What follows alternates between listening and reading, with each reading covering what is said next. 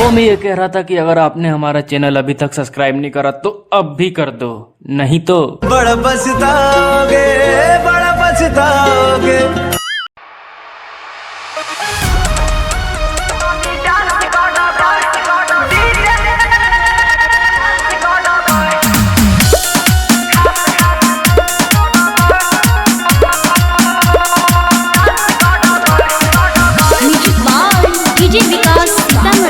अभी आप सुन रहे हैं एन कुमार गुप्ता की शानदार प्रस्तुति।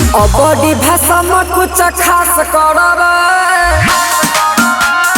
ए भाई सुनो, बॉडी भाषा में कुछ खास करब, डीजे बजाब तनी डांस करब।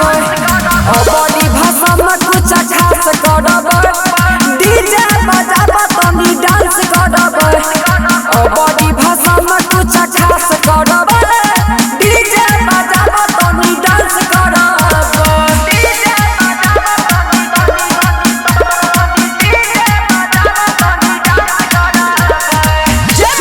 रिकॉर्डिंग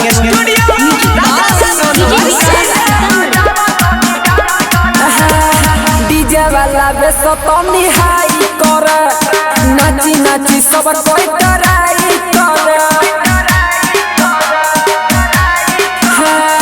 डीजे के बेस तनी हाई कर, नाची नाची सब कोई डराई कर।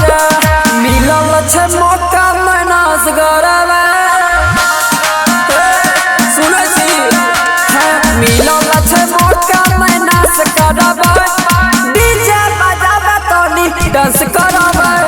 मिलल छे मौका मनास करब, डीजे बजाब तनी डांस करब।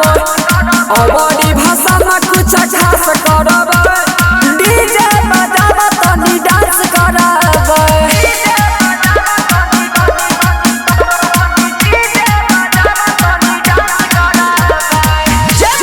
रिकॉर्डिंग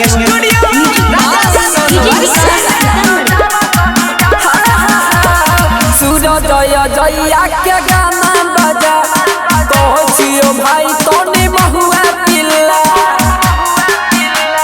हर हिने नाम रे सूरजय जइया के गाना बजा, कहै छियो भाई तोनी महुआ पिल्ला।